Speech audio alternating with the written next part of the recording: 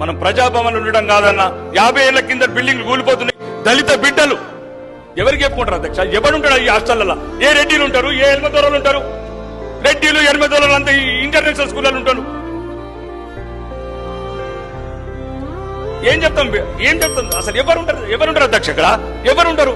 ఆ స్కూళ్ళల్లో ఎవరుంటారు? బాత్రూములు ఉండయి, కాంపౌండాలు ఉండరు, టీచర్లు ఉండరు. ఎక్కడికి పోతున్నారు? ఈ మధ్యన బస్సోడు పోతున్నారు సార్. ఫస్ట్ టైం వచ్చింది ఎమ్మెల్యే.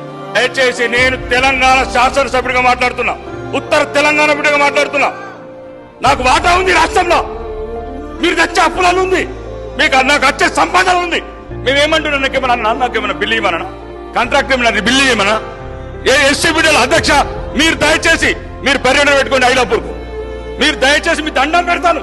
మీరు ఐలాపూర్కి వెళ్ళిన తర్వాత తెలంగాణ పరిస్థితి ఏర్పడుతుంది. ఇది బంగారు తెలంగాణ, ఇది తుప్పుబట్ల తెలంగాణ, లేకపోతే 3 లక్షల కోట్ల బడ్జెట్ తెచ్చుకొని